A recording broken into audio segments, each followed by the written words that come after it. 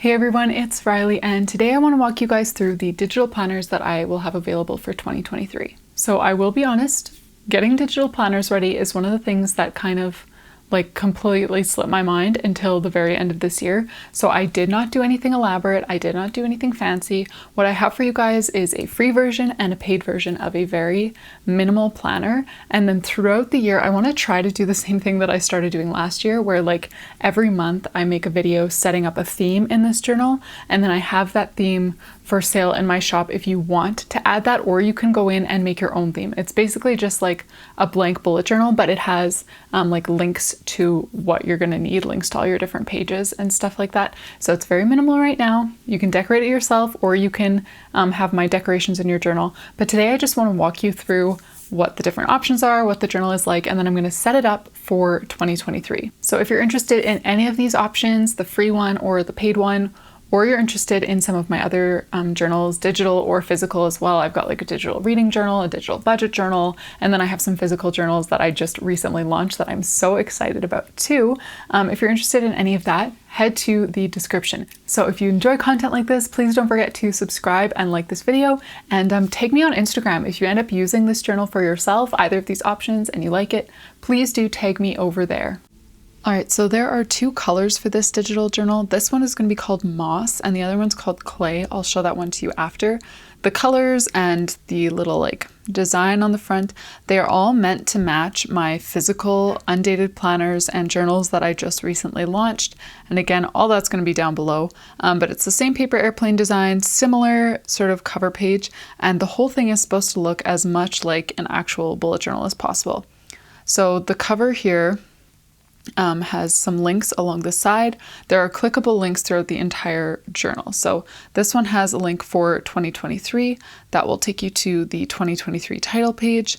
It also has 4 blank tabs, and those are if you want to add collections. So I'm not going to explain collections in this video because I actually launched these collections last year around this time. So I'm going to link last year's digital journal video up here because those collections would also be compatible with this journal. I didn't make new collections for this year, but if you want to add collections, you can use the ones from last year. Those can be found in my Etsy shop. And again, I explained them in the video that I just linked.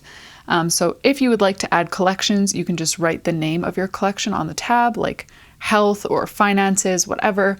Click the tab, whoops, and it will take you to kind of almost like a separate journal for that collection. So let's go back to 2023.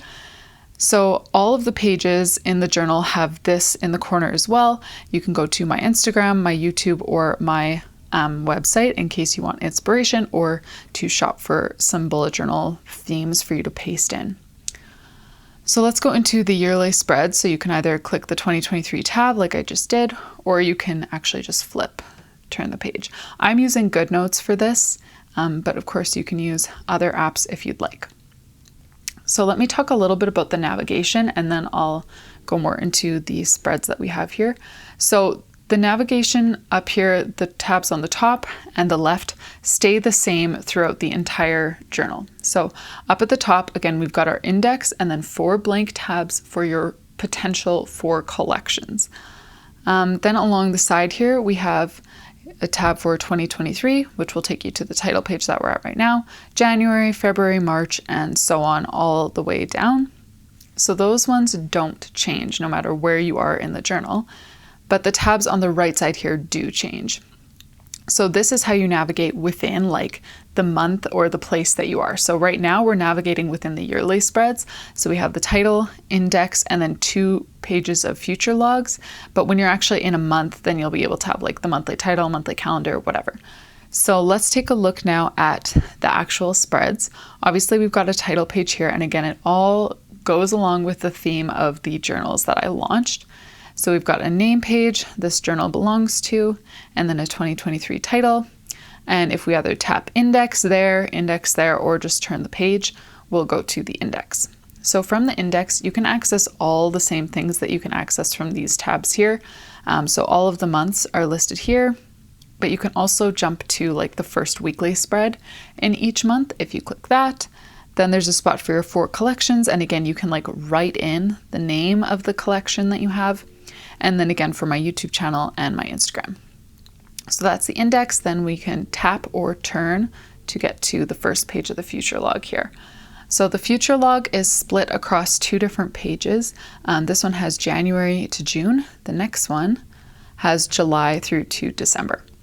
And so again, I left this very customizable because I know for me, I like a Sunday start calendar.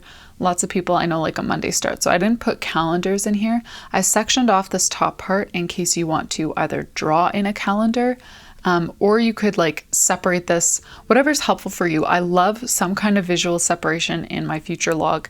So you could put like your top 3 monthly goals, or like birthdays up here, everything else down there, appointments up here, everything else down there, events here, goals and plans here, whatever you want, however you want to separate that.